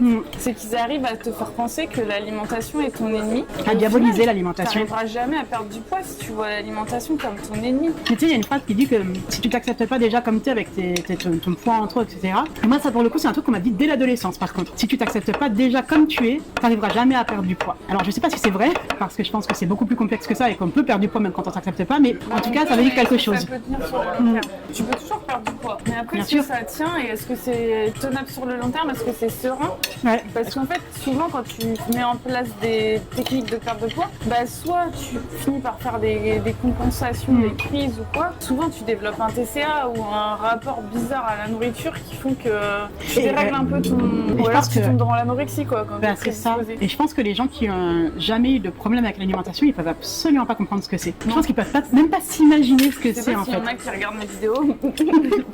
Le truc, c'est qu'il y a pas mal de gens qui peuvent comprendre, je pense quand même, parce que même sans avoir des gros troubles à l'extrême, t'as pas mal de gens en fait qui sont pas sereins, tu vois. Sans avoir été dans des cas de restriction extrême, de hyperphagie extrême. Alors il y a beaucoup de gens qui comprennent parce qu'il y a malheureusement, il y a beaucoup de gens qui ont des troubles, quoi qu'il en soit. Des troubles, mais pas forcément graves ou très sévères. Mais je pense que tu vois, c'est les gens qui, par exemple, mangent ce qu'ils veulent quand ils veulent sans s'en préoccuper. Tu vois ce que je veux dire, c'est que pour lesquels la nourriture c'est même pas une question. Je pense que c'est ces gens-là qui sont les pires au niveau, tu sais, des commentaires qu'ils peuvent laisser ou quoi que ce soit. Parce que en fait, tu sais, quand par exemple si t'es quelqu'un qui ne prend pas de poids facilement, par exemple, et donc qui va pouvoir manger vraiment tout et n'importe quoi tout le temps, tu vas pouvoir manger 3 McDo dans la semaine, pas forcément manger des repas hyper équilibrés les autres jours, manger en grande quantité et pas grossir, etc. Ces gens-là, ils s'imaginent du coup que les personnes grosses, pour prendre du poids, mais qu'est-ce qu'elles doivent s'enfiler, puisque eux-mêmes, tu vois, même si il y a le côté psychologique et qu'il y a le côté effectivement, bien entendu que quand t'es gros, c'est aussi parce que t'as un surplus calorique dans ce que tu manges, etc. Je veux dire, c'est évident, hein. Oui, mais on le sait. Arrêtez de me dire déficit calorique là. Je veux dire, enfoncer les portes ouvertes, c'est facile, tu vois. Mais malgré tout, moi je le vois autour de moi, des gens qui mangent énormément et qui prennent pas de poids. Oui. Donc forcément pour ces gens-là, qui sont quand même assez nombreux, tu vois, ils doivent se dire mais qu'est-ce qu'elle doit manger, tu vois, pour atteindre ça, quoi. Moi, ça peut être dans les deux sens parce que tu peux aussi manger beaucoup et être mince et te dire ah oui mais vraiment j'ai de la chance, c'est grossophobe de dire ça. Ouais, mais en même temps, une certaine génétique, c'est un peu l'image que les gens ont, tu vois. J'ai un bon métabolisme, ou j'ai et te dire les gens qui sont plus gros, c'est que vraiment pour perdre du poids, ils doivent vraiment se restreindre beaucoup, tu vois. Bah ça c'est la façon bienveillante et empathique de le vivre. Enfin, pour moi ça serait la façon logique en fait. Parce que je me dis si t'es quelqu'un comme ça qui mange un peu ce qu'il veut quand il veut, qui reste normal ou mince, qui voit d'autres personnes grosses, pour moi c'est normal de se dire ces gens-là ils doivent galérer en fait. Ouais mais je pense que malheureusement là il y a beaucoup de gens qui voient pas les choses comme ça. Mais c'est fou. Mais justement, moi je pense que ton témoignage, malheureusement il n'y a pas grand monde qui regarde mes vidéos. Mais je pense que ces gens là qui viennent commenter les vidéos là en disant vous avez qu'à faire un peu de sport et déficit calorique et voilà tout ira bien. Bah non, regardez ton histoire quoi. C'est ce que j'ai envie de faire passer moi comme message. C'est pas un cas isolé. Mais bien sûr que non. Alors oui, je pense que les choses que j'ai vécues, peu de gens ont vécu de cette façon-là en tout cas, mais après il y a des gens qui ont vécu pire, des gens qui ont plein, tu vois. Non mais peu importe. Mais voilà. Que tu aies vécu moins, en fait c'est que même si ton trauma il est moindre, l'impact qu'il a sur toi est le même. Donc peu importe en fait. Exactement. Les traumas chez les enfants en fait, quand tu regardes avec tes yeux d'adulte, tu te dis c'est pas grand chose. C'est ce qu'on disait avec le chien tout à l'heure. Tout à l'heure on parlait tu sais des peurs de chien chez les enfants. Voilà, c'est qu'un chien. Mais en fait chez un enfant ça peut créer un truc et c'est pour ça que les petites remarques genre qu'est-ce qu'elle te disait ta grand-mère, je sais plus. Elle me disait, elle avait mon soutien-gorge, elle me disait c'est quoi ce soutien-gorge de baleine? Voilà, tu vois.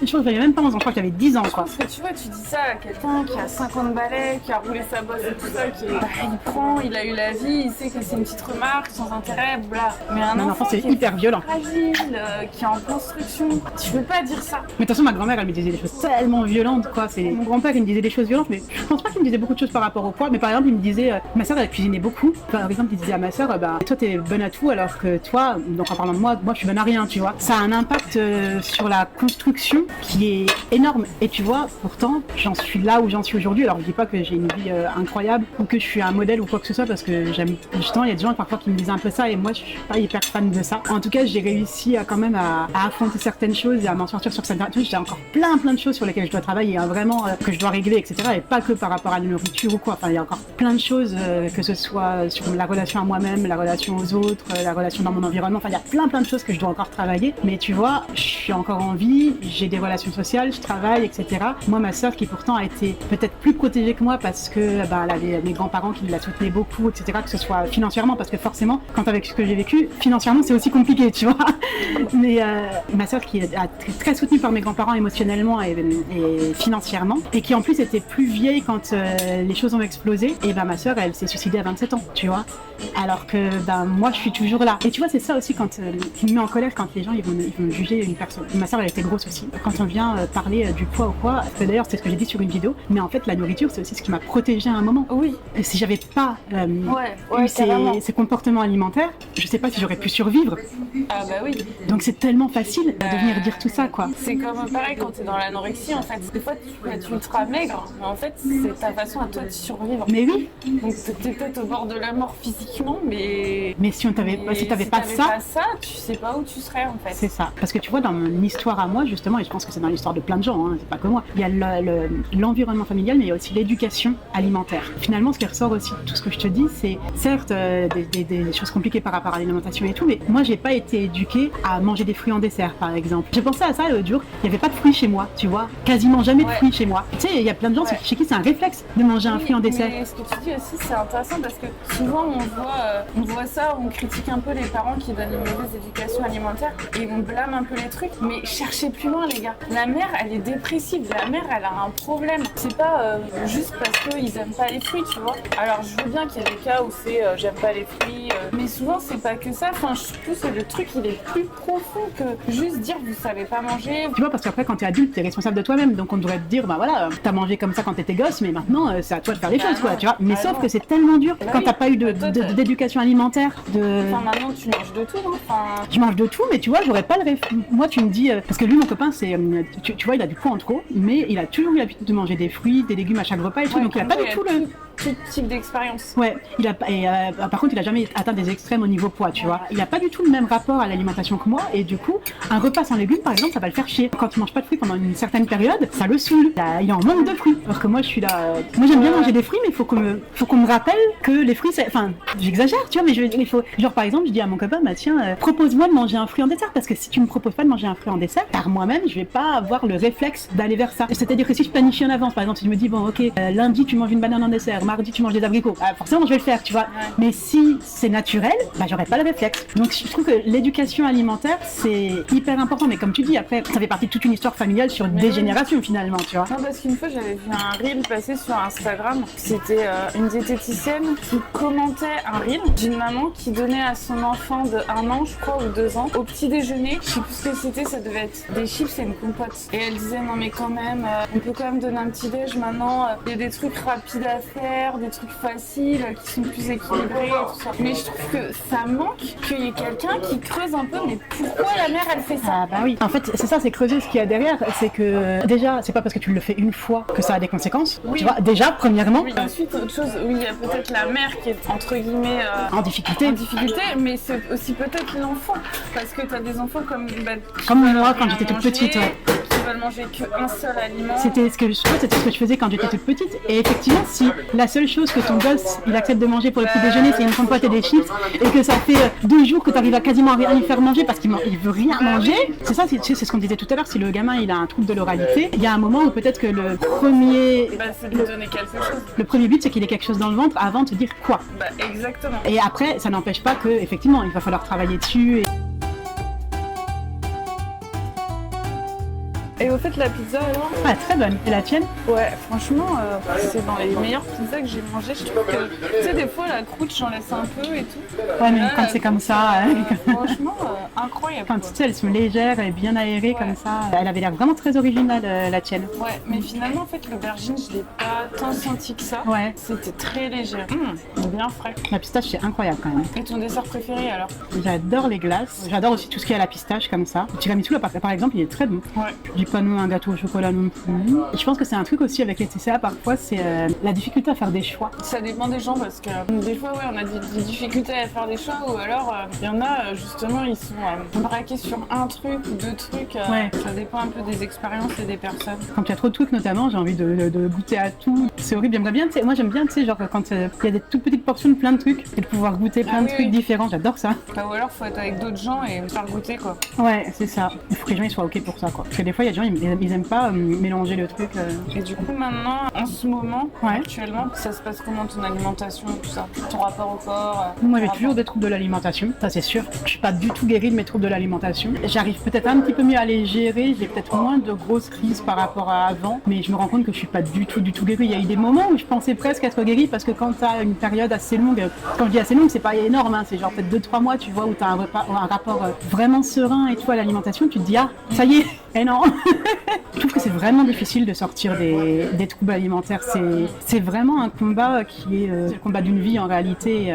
Après, je pense qu'il faut aussi beaucoup se pardonner par rapport à tout ça parce qu'on a tendance à beaucoup s'en vouloir et beaucoup culpabiliser, ce qui n'est pas du tout, au contraire. Les gens n'aident pas toujours à ça parce que les gens sont parfois aussi très culpabilisants, que ce soit entre guillemets pour le bien des autres. Ouais. Tu vois ce que je veux dire? Des fois, les gens ils vont me dire oh, mais c'est pour toi que je dis ça, ou pour être méchant, parce qu'il y a des gens pour le coup c'est vraiment juste pour être méchant. Il n'y a même pas de bienveillance entre guillemets derrière, même si en réalité on sait que c'est problématique aussi, mais voilà, tu vois. J'ai un coach qui a dit ça dans un podcast récemment parce qu'il parlait des personnes obèses et il disait mais en fait il n'y a pas besoin de culpabiliser les gens qui sont obèses, ils culpabilisent déjà assez facilement eux-mêmes.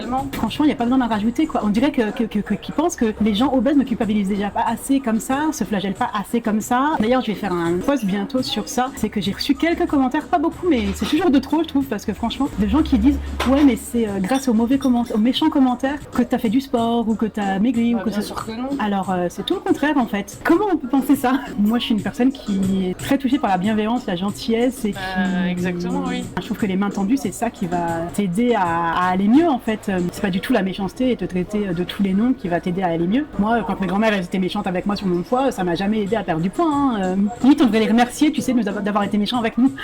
C'est un truc qui me choque, c'est sous les vidéos de personnes grosses, on se permet de soi-disant donner des conseils d'hygiène de vie, alors que tout le monde le sait. Enfin, je veux dire, je pense que les personnes grosses savent très bien ce qu'il faut manger. Peut-être même beaucoup plus que les autres. Voilà, culpabilise assez comme tu l'as dit. Genre on a l'impression qu'on vous a attendu, genre ah mais le mec m'a dit de faire du sport et de manger mieux, ah mais merci, heureusement que t'étais là. Ouais. C'est ce que je leur réponds des fois, tu vois. Il y en a qui sont très bienveillants et qui répondent mêle-toi de ce qui te regarde, tu n'es pas médecin. Alors d'accord, mais je veux dire, même si t'es médecin, qu'est-ce que t'as à foutre de mettre un commentaire sous une personne? Elle le sait, à ce moment-là, invite-la à prendre un rendez-vous consulte avec toi, mais je sais pas, mais... Tu connais pas en plus le contexte de la personne, ce qu'elle mange au quotidien, ce qu'elle est, quand bien même, hein. Ouais. Mais tu sais pas comment la personne vit. Tu sais pas son histoire de vie. Tu connais rien de la personne, mais tu te permets de faire un commentaire. Mais effectivement, c'est un peu comme l'éducation des enfants, tu vois. Les gens se permettent de dire des choses et de... Ouais. Alors qu'ils connaissent rien sur la personne. Bizarrement, des vidéos où il y aurait des gens qui fument ou qui boivent, je suis pas sûre qu'il y aurait beaucoup de gens qui C'est pas très grave. Non. Ou quelqu'un de mince qui mangerait un truc énormissime, tu vois. Moi, on lui dirait rien parce que finalement, elle est mince. Il y en a des vidéos comme ça pour moi qui personnellement me choquent beaucoup. Des filles, bon souvent elles sont minces, très maquillées, avec des ongles comme ça, et qui mangent des trucs, beaucoup, tu vois, genre c'est des crises d'hyperphagie en direct. Hein. Et ça gêne personne? Non. Ça gêne personne parce que la personne est mince, donc ça prouve bien qu'en réalité le seul problème c'est le poids en trop. Mais dans ce cas-là, sois honnête. Il y en a quelques-uns qui se disent mais comment tu fais pour manger autant mais là j'aimerais bien être comme toi. Alors moi des fois je mets des petits commentaires, je fais ouais t'aimerais bien être comme elle, ouais peut-être qu'elle se fait vomir après, peut-être qu'elle a un trouble alimentaire, je suis pas sûre que c'est si fun que ça. De toute façon tu sais même pas d'ailleurs si elle mange, parce qu'elle se filme pas en train de manger le tout jusqu'à la fin, tu vois, tu sais même pas comment elle consomme le truc. Enfin pour le coup c'est vraiment que des vidéos de buzz quoi finalement, enfin tu vois, il y a pas grand chose derrière finalement, mais c'est marrant d'ailleurs à quel point ces vidéos, enfin ça sont virales. Ouais, ça veut dire quand même quelque chose de fort sur nous tous quoi, parce que ces vidéos là alors que c'est du vide, hein, je veux dire. Ça sert à rien, c'est pour manger des Kinder Bueno. Il y a vraiment rien. Elle ne commente même pas, tu vois, genre ce Kinder Bueno a un petit goût, tu sais. Oui, il y a aucune plus-value, il y a aucune gastronomie. Non, même pas. Non, c'est juste voir quelqu'un manger, que ça marche à ce point-là et que ça soit si même presque hypnotisant, tu vois. Il y a un côté un peu comme ça, quoi. Et je pense que c'est aussi parce qu'effectivement beaucoup de gens ont des problèmes avec l'alimentation finalement. On parle dans les médias pas mal des trucs extrêmes, anorexie, boulimie, tout ça. Mais c'est dommage, je trouve qu'on parle pas assez de ce que c'est qu'un comportement alimentaire normal. Comme ça, les gens ils verraient qu'ils dévient peut-être un peu. Même quand je vois juste une personne, tu vois, qui est déjà très mince et qui est là, ouais, je me mets en sèche pour qu'on voit mes abdos pour cet été, et j'en côtoie pas mal, tu vois, parce qu'avec le sport que je fais, j'en vois pas mal, tu vois. Enfin, pour moi, c'est pas un rapport sain à l'alimentation, quoi. Non. Quand t'as des poids trop bas, c'est pas physiologique, tu vois, donc forcément, tu manges pas à ta faim. Quand t'as un taux de masse grasse qui est trop bas, en plus chez les femmes il est plus élevé naturellement que chez les hommes, bah forcément c'est pas normal, quoi. Le sport que je fais, tu vois, il y a parfois un peu d'ambiguïté parce qu'on va beaucoup prôner le sport santé avec le sport que je fais, et il y a un truc que pratiquement tous mes coachs font, qui me tape un peu sur les nerfs, et qui à chaque fois je suis là et je finis par leur dire un truc parce que ça m'énerve tellement, c'est que souvent en début ou en fin de séance, donc ou en début de séance parce que la séance elle est axée là-dessus, ou en fin de séance parce qu'on va faire un peu de renforcement à la fin de la séance, après la grosse partie du truc, où ils vont me dire ouais bah ça on le fait pour pumper cet été, ou pour avoir un beau cul cet été, ou pour avoir les abdos qui ressortent et tout, et moi je suis là mais en fait les gars c'est tellement en contradiction avec ce qu'on vend du crossfit, enfin ce qu'on essaye de vendre du crossfit, tu vois.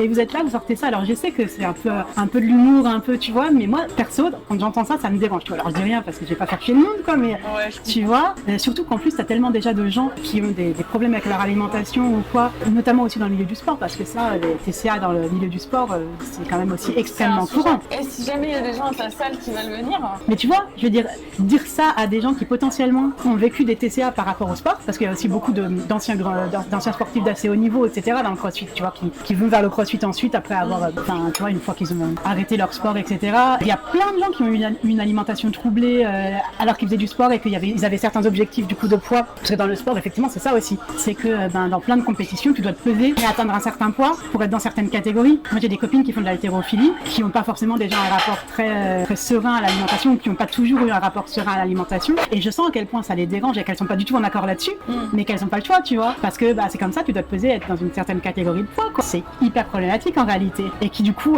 pendant 2 jours vont quasiment rien manger pour atteindre leur catégorie de poids, alors que c'est des personnes qui ont déjà eu des problèmes avec l'alimentation. Bah du coup ça les ravive, hein, c'est pas possible. Bah oui, j'essaye de montrer vraiment que le CrossFit c'est un endroit safe et tout, et ce qui est le cas, hein, tu vois, je veux dire, c'est pas parce qu'il y a ces petites remarques de temps en temps que c'est pas un endroit safe, mais premièrement c'est dommage, et puis d'un autre côté ça montre à quel point c'est encore une fois ancré dans le discours ambiant, quoi, et qu'en fait on peut difficilement en sortir même quand on est dans un endroit où on est plutôt sur un discours plutôt sain en règle générale, etc. Le pire c'est que les gens le font pas de façon ni malveillante, ni, enfin tu vois, je veux dire, il y a aucune méchanceté derrière, il y a aucune malveillance derrière, enfin tu vois, c'est juste une petite phrase comme ça, alors que il y a tellement de profils différents en plus qui font du CrossFit.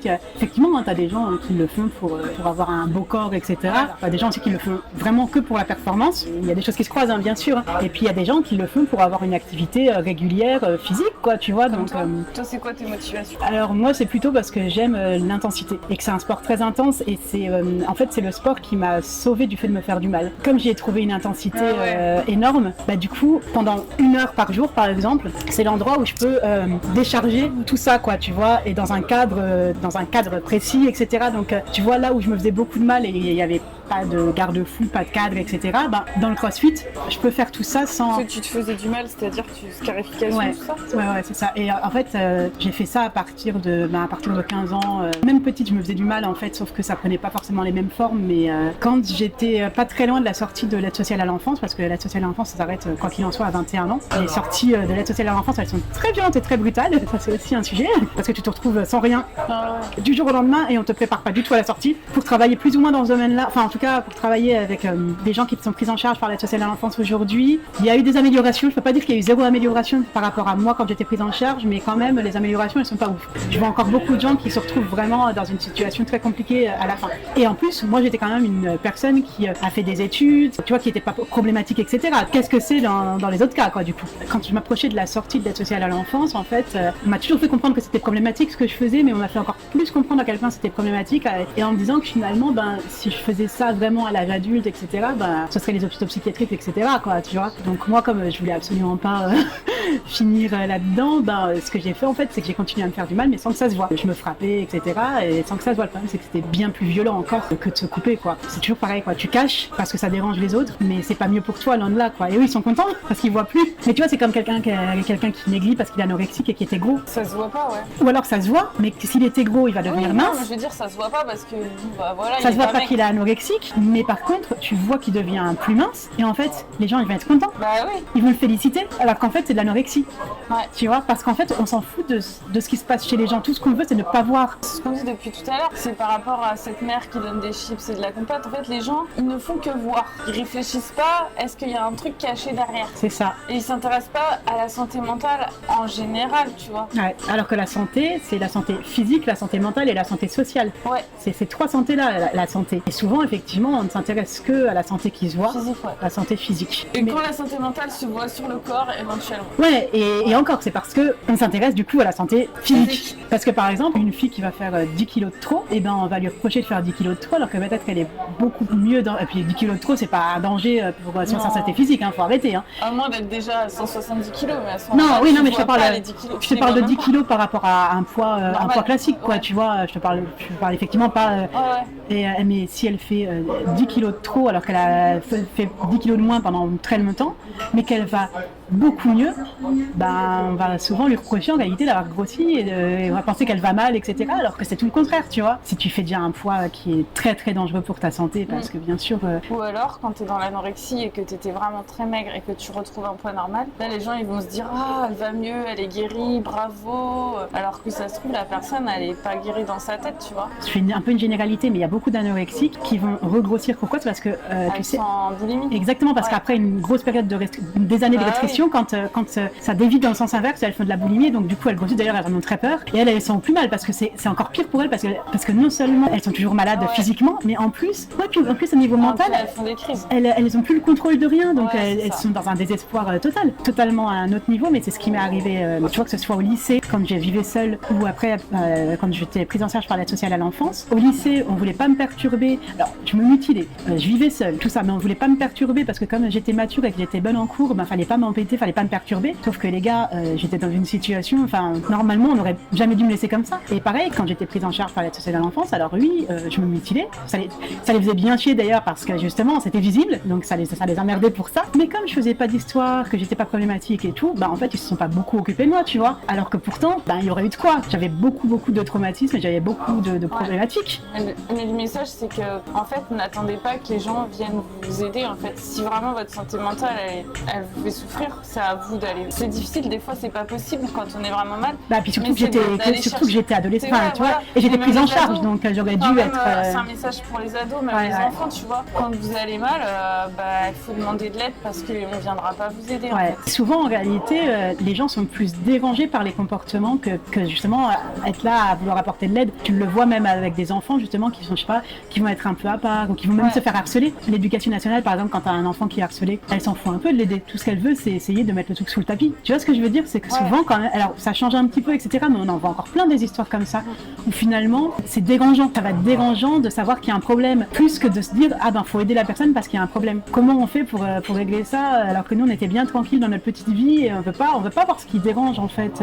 Parce que moi j'accompagne des jeunes fin d'adolescence, début de vie adulte dans leur insertion sociale et professionnelle et j'essaye d'aider aussi ceux pour qui ça a l'air de rouler quoi, tu vois, ceux d'essayer de dépister quoi. Et je sais aussi effectivement que c'est pas parce que tu fais des études, parce que t'es bien intégré, parce que ceci, parce que cela que tout est ok en fait. Il peut y avoir d'autres choses qui vont pas et parfois t'as juste un seul lieu pour pouvoir en parler et quand tu trouves enfin ce lieu, c'est important quoi. Donc je dis pas que je réussis à le faire tout le temps, mais en tout cas j'essaye de montrer que je peux être là aussi pour ça quoi. Je voulais te poser encore une question, si t'es ok d'en parler, on n'est pas obligé d'en parler. Quel rapport t'as avec la famille qui te reste? Je sais pas si t'as encore ta mère. Moi ma famille c'est très compliqué. Mon père est décédé je sais pas en quelle année, je devais avoir 25 ans peut-être. Ça m'a quand même fait pleurer même si tu vois. Mon copain il avait été très choqué que je pleure, mais il m'a dit des années après qu'il avait été choqué que je pleure. Mes grands-parents sont tous décédés des deux côtés. J'ai donc ma sœur aînée qui est décédée. J'ai un petit frère qui a 16 ans de moins que moi, du côté de ma mère, qui vit chez moi. Il est avec toi? Ouais. Et ton copain? Ouais, exactement. Ma mère, je lui parle plus depuis quelques années. Donc il y a eu le truc ultime bien sûr, mais ensuite elle a continué à me faire parce que j'ai continué quand même à avoir des relations avec elle, notamment parce que j'avais un petit frère, mais elle a continué à me faire des crasses toute ma vie et à mal se comporter toute ma vie. Donc au bout d'un moment, j'ai dit stop. Que non seulement elle fasse des choses qui étaient pas correctes, mais qu'en plus elle assume jamais, tu vois. C'est-à-dire qu'elle trouve toujours des excuses, qu'elle c'est jamais de sa faute, c'est jamais. Enfin, donc au bout d'un moment, en fait, je me suis rendu compte que justement pour ma santé mentale, que je pouvais plus rester en lien avec une personne comme ça, qui de toute façon m'apportait rien. Elle m'apportait rien en tant que mère. Donc au bout d'un moment, pourquoi se forcer Ça d'ailleurs, c'est un truc aussi. Les gens, ils ont beaucoup de mal avec ça. Ah, mais c'est ta mère quand même. Une mère, on en a qu'une, ou un père. Ah ouais, d'accord, ok, mais bon. Voilà, les mères, elles ont leurs failles, elles sont pas toujours. Mais ça c'est ok. Voilà, c'est ok de pas être en mode santé mentale. Il y a être en mauvaise santé mentale et être une mauvaise personne, tu vois. La mauvaise santé mentale n'excuse pas d'être une mauvaise personne. Et puis tout n'est pas pardonnable et au bout d'un moment, il faut aussi se protéger soi, quoi. C'est problématique à elle et au bout d'un moment, je peux pas les porter, tu vois. Donc si pour moi c'est mieux de plus entrer en contact avec elle, faut que je le fasse et c'est tout, quoi, tu vois. Donc du coup, t'as coupé les ponts avec elle? Ouais, j'ai coupé les ponts avec elle depuis 4-5 ans et je pense aussi que c'est grâce à ça que j'ai pu perdre du poids. Régulièrement, quand j'avais des relations ou des contacts avec elle, ça me mettait dans un état de nerf tel que, tu vois, c'était pas possible, quoi. Et j'ai une petite sœur née sous X. Je pense d'ailleurs que peut-être aussi que ça a un rapport avec des troubles alimentaires. De ta mère? Absolument. Mais elle l'a pas reconnue? Elle l'a pas reconnue, non. En fait, ma mère, quand je suis née, moi je suis née à La Réunion et ma mère a eu de gros... Enfin, ça s'est très mal passé avec mon père quand je suis née. Enfin, ils étaient donc tous les deux à La Réunion parce que mon père était militaire, donc mutation à La Réunion et ça s'est très mal passé. Les deux, je pense, faisaient n'importe quoi, etc. Et quand on est revenu à Metz, quand j'avais 1 an, ils se sont séparés et tout, et ma mère s'est mise avec un collègue de mon père. Tu sais, les lettres dont je te parlais que j'avais récupérées, c'est par rapport à ça en fait. C'était une vraie histoire, elle a voulu un enfant avec cette personne, sauf que quand elle a voulu ensuite rompre avec cette personne pour se remettre avec mon père, le bébé n'avait plus d'intérêt, tu vois, puisqu'elle était plus avec le père du bébé et qu'elle se remettait en plus avec mon père. Donc, qui déjà au départ n'était pas forcément pour avoir des enfants, donc t'imagines bien. Je pense pas qu'il lui a imposé quelque chose, mais en tout cas, elle, voilà, je me suis dit, bon, voilà, j'ai plus besoin de l'enfant maintenant que j'ai plus de relation avec le père du bébé, donc elle a accouché sous X. Et le truc, c'est que comme c'était une grossesse désirée, moi j'avais 2 ans et demi, ma soeur elle avait 5 ans et demi, elle nous en a parlé du bébé, tu vois. Donc tu vois, je sais pas quelles conséquences ça a pu avoir aussi sur notre développement à nous et sur parce que tu vois, il y a un bébé qui est désiré. Vous avez vu le ventre de la femme enceinte et vous avez pas vu de bébé, quoi. Et en plus, elle en parlait. C'est pendant la grossesse en fait qu'après le mec il s'est barré. C'est elle qui s'est séparée du mec. Ah ouais, c'est et pas. Du coup, enfin, tu la connais cette petite sœur que t'as? Ouais, je l'ai retrouvée. Après, on n'est pas hyper proches parce que c'est difficile de construire des liens vraiment avec une personne. C'est pas comme à la télé, tu vois. Et puis on n'habite pas juste à côté l'une de l'autre. Je pense que sinon, alors on a créé des liens à certains moments assez forts même. Ça n'a pas duré dans le temps. Puis on a chacune du coup les complications de notre histoire. Elle en tant que personne née sous X et moi en tant que personne qui a vécu l'abandon aussi, tu vois, mais pas de la même façon. C'est des histoires compliquées à articuler, quoi. Et en plus, c'est vrai qu'au départ. Et c'est toi qui as fait les démarches de la retrouver. Ouais. Elle avait pas fait des démarches pour retrouver sa mère. En fait, elle avait ouvert son dossier parce qu'elle voulait savoir à quoi elle ressemblait, sauf que son dossier il était vide. Ce qui s'est passé, c'est que quand mes grands-mères sont mortes, elles sont mortes à 1 semaine d'intervalle. Le père de ma sœur, du coup, c'était un collègue à mon père, mais à l'époque, c'était un ami à mon père. Ils sont pas restés amis forcément à cette période-là, sauf qu'à la fin de la vie de mon père, ils se sont croisés parce qu'ils habitaient dans la même ville et donc du coup, ils ont renoué. Et donc, quand mon père il est mort, il m'a contacté, il m'a dit des trucs un peu chelous, genre faut que je vous dise des trucs sur votre mère, machin. Et moi, j'avais rien envie d'entendre parce que voilà, quoi, j'avais perdu ma sœur, mon père, tu vois, j'avais pas envie de. Ma vie a été assez compliquée comme ça, j'avais pas envie d'entendre des trucs un peu bizarres. Je savais pas du tout ce qu'il voulait me dire, mais et en plus, juste après, j'ai vécu un incendie, ce qui fait que j'ai perdu toutes mes affaires, donc j'avais plus de lien avec. Enfin, je pouvais plus avoir son numéro de téléphone à cette personne et tout. Et quand mes grands-mères sont décédées, il m'a envoyé un SMS par rapport à ça, tu vois. Il a repris contact avec moi au décès de mes grands-mères, parce que j'avais pas changé de numéro de téléphone. Il m'a appelé pour me souhaiter ses condoléances, sauf qu'il m'a dit, genre en gros, toutes mes condoléances, mais vous êtes au courant, vous avez une petite sœur cachée. Voilà, tu vois, genre. Ah ouais, parce que tu le savais pas. Non, je le savais pas. Et genre, il m'a dit ça, j'étais au boulot en plus, hein, tu vois. Ah ouais. Puis au début, tu sais pas si c'est vrai ou pas, tu vois. Tu la connais pas, cette personne. Qu'est-ce qu'elle cherche, pourquoi elle te dit ça. Et j'avais fait même une émission de télé pour la retrouver. Tu vois. Ouais. J'avais fait toute une histoire, je sais pas si tu vois ce que c'est. Des émissions là qui passent sur France 2 l'après-midi. En fait, mon petit frère, il était pas au courant, donc je lui étais glimée et tout ça. J'avais normalement fait en sorte qu'on me reconnaisse pas, mais tout le monde m'a reconnu. Et la mère de ma petite sœur, alors même qu'elle, tu vois, qu'elle me connaissait pas, qu'elle avait pas entendu l'histoire ni rien, en fait, dès que j'ai commencé à parler, avant de donner les indications, tu vois, sur la naissance, etc., elle a compris que c'était moi, quoi. Et donc, du coup, elle l'a dit à sa fille de me contacter, quoi. Et donc, c'est comme ça que je l'ai rencontrée. Après, moi, j'étais très en attente parce que, vu la famille que j'avais eue, puis il y avait eu la mort de ma grande sœur aussi. Donc, forcément, moi, j'étais très, très en attente. Elle était beaucoup plus sur la réserve. Après, ça s'est un peu équilibré. C'est une personne qui est vraiment très gentille, très... Enfin, tu vois, je pense que pour le coup, c'est vraiment une bonne personne. Mais effectivement, c'est difficile de créer un lien sur le long terme. Même si moi, j'étais très en demande, je pense qu'on est très pudiques toutes les deux, tu vois, et très impliquées, tu vois, parce que, par exemple, mon copain, il me disait, ouais, mais fais ceci ou fais cela, machin, mais quand t'es très impliqué dans l'histoire, c'est très difficile. Et puis, je pense que tu te protèges pour pas souffrir, quoi. Donc, même si j'avais envie, etc., et peut-être qu'elle aussi, elle avait envie, ça a été difficile de créer vraiment une relation sur le long terme. On s'est vu plusieurs fois et tout, mais ouais, de là à créer vraiment une relation, c'était difficile, quoi.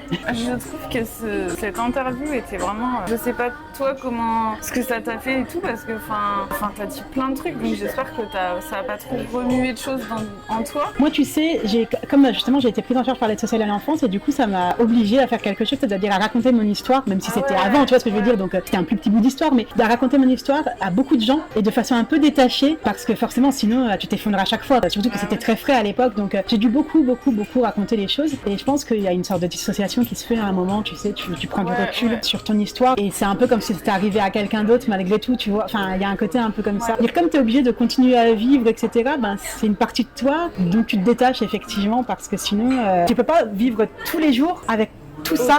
Ouais, c'est ça. Alors elles reviennent régulièrement et c'est pour ça que c'est difficile de se soigner totalement. Mais en tout cas, tu es obligé de faire le quotidien, quoi. Parce que sinon, effectivement, tu finis par devenir alcoolique ou te suicider. Enfin, c'est pour ça que, pareil, on parle de la nourriture et des troubles alimentaires, mais malgré tout, c'est peut-être un moindre mal par rapport à. Oui. Je dis pas que les troubles alimentaires c'est moins grave que l'alcool, par exemple, parce que je sais pas si il y a vraiment une échelle de. Je sais pas si on peut dire. Ouais. Peut-être que l'alcool c'est plus délétère à court terme. Tu mets peut-être plus ta vie en danger, par exemple, si t'es fortement alcoolisé, que tu conduis ou que... Ouais, puis tu peux avoir des comportements sociétaux qui... En fait, le truc, c'est que... D'ailleurs, c'est tu assez peux faire drôle. un coma éthylique aussi, que a priori, la nourriture, bon... Tu peux au final faire un coma diabétique, par exemple, mais c'est vraiment, tu vois, l'accumulation, c'est pas une soirée, quoi. Long terme, Finalement, tu vois, quand tu bois, tu as un comportement dans la société qui va changer et qui va pouvoir être dérangeant, c'est-à-dire que tu vas pouvoir peut-être agresser des gens, conduire en étant alcoolisé, donc du coup, voilà, peut-être renverser quelqu'un. T'es une autre personne, quoi. Ouais, et en plus, ça a des conséquences sur les autres. Alors que quand tu as des problèmes avec l'alimentation, la seule personne que... Alors, ils font croire que ça les dérange, hein, mais la seule personne réellement sur qui ça a des conséquences, c'est toi. Et je trouve que c'est encore une fois assez symptomatique. Hein. Et c'est pour ça que je comprends pas qu'il y ait tant de gens qui viennent donner des conseils alimentaires. J'avais fait un extrait de la vidéo avec Claire Auton où elle disait qu'il y avait un manque d'accessibilité, qu'il n'y avait pas, tu sais, des chaises adaptées et tout ça. Et en fait, t'as des tas de gens qui se sont dit oui, mais bon, c'est pas la société qui doit s'adapter, c'est les gens qui doivent s'adapter à la société. Mais en quoi ça te dérangerait qu'on fasse des sièges, enfin, comme ici, tu vois, il y a des banquettes, ça dérange personne, regarde là, on est Et en plus, quand bien même on dit c'est à toi de t'adapter à la société, quand bien même on accepte cette idée, hein. En attendant, on fait quoi? En attendant que Claire puisse s'adapter à la société, on la laisse dans son coin, et comment tu veux qu'elle s'adapte? Et c'est pour ça que le crossfit, moi je trouve que c'est un sport génial, parce qu'on n'attend pas, tu peux aller faire du crossfit en pesant 200 kilos. On va pas attendre que tu sois capable de faire les mouvements pour t'accepter. En fait, on t'accepte avec ton poids en trop, on t'accepte avec ton manque de mobilité, on t'accepte avec tout ça, et on s'adapte, parce que c'est trop facile de dire aux gens, c'est à toi de t'adapter. Alors ok, c'est à moi de m'adapter si tu veux, mais si tu pèses 200 kilos, tu vas pas te mettre à peser 100 kilos du jour au lendemain en claquant des doigts. Donc qu'est-ce qu'on fait en attendant? Et puis les personnes qui pèsent 200 kilos, elles ont besoin de soins, que ce soit de soins psychologiques, que ce soit de soins physiques, etc., etc. Elles ont besoin aussi de voir des gens. C'est le cercle vicieux. Une personne qui pèse 200 kilos, donc qui a du mal à sortir de chez elle, déjà parce que c'est difficile, parce que tu es handicapé par ton poids, etc. Et en plus, eh ben, tu vas pas pouvoir sortir parce que justement rien ne t'est adapté, tu vas pas pouvoir te faire soigner, que ce soit psychologiquement, physiquement, parce que rien ne t'est adapté. Donc non seulement on te dit c'est à toi de changer, mais en plus, tu vois, si t'es arrivé à ce stade-là, c'est que ça va être très difficile de changer. Mais c'est à toi de te débrouiller pour changer. Nous, on en a rien à foutre, tu te débrouilles, on va rien t'adapter, c'est à toi de te débrouiller pour changer. Ah bah super, merci les gars. Je veux dire, on parle pas effectivement de perdre 10 kilos pour l'été, quoi. Sauf que la personne après, elle m'a dit ouais, mais du coup, c'est comme les gens qui sont, tu sais, non-binaires, tu sais, qui sont LGBT, il n'y a pas de toilette, il y a homme-femme, il faut choisir. Bah je dis bah je sais pas, moi je trouve que ça serait sympa de faire un truc inclusif pour tout le monde et qu'on change un peu ces trucs de homme-femme.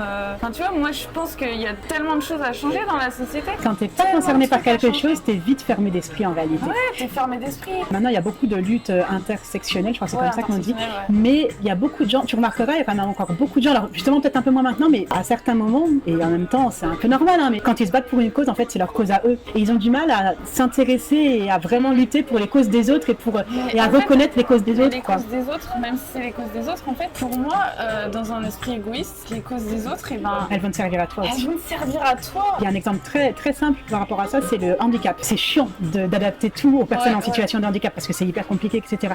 Mais en réalité, ça sert toute la société. Faire des ascenseurs, tu vois, dans les métros pour que tout le monde puisse prendre le métro parce que, bah voilà, il y a des gens qui sont en fauteuil roulant ou des gens qui ont une béquille, machin. Bah, le jour où tu te casses le pied, le jour où tu as la flemme de prendre les escaliers, le jour où ceci. Une poussette avec un bébé. Mais tout à fait. Enfin, tu vois, genre faire des trottoirs plus larges. Moi, je suis dans l'insertion sociale et professionnelle, donc on parle souvent de ça aussi par rapport aux entreprises. Et les entreprises, c'est pareil. Genre, si elles commencent à s'adapter aux personnes en situation de handicap, que ce soit du handicap psychique, mental, physique, etc. Mais en fait, elles aident tout le monde parce que le jour où elles ont un employé, tu vois, c'est ce qui s'est passé avec le télétravail. Le Covid, ça a obligé tout le monde à se mettre en télétravail. Ça a arrangé bien les entreprises que les gens puissent faire du télétravail parce que sinon elles bossaient pas du tout. Beaucoup d'entreprises s'y sont mises alors qu'avant elles voulaient pas du tout s'y mettre. Et ben regarde, après il y a plein d'entreprises qui ont gardé le télétravail et qui se sont dit bah ça nous arrange parce qu'on paye moins de locaux, tu vois, machin. Ça arrange les gens parce que parfois ben, ça les arrange de faire au moins un peu de télétravail, etc. Donc de quelque chose qui au début était vécu comme une contrainte, le télétravail pour les entreprises, et qui était justement vraiment ça aurait été à adapter par exemple pour les personnes en situation de handicap, ben c'est devenu la norme et c'est devenu arrangeant pour tout le monde. Ben, c'est exactement pareil, tu vois. Faire des places plus larges pour les personnes qui sont grosses, ben par exemple, moi je sais pas, moi si un jour tu as une problématique, je sais déjà tu peux grossir, ça, il faut bien le dire.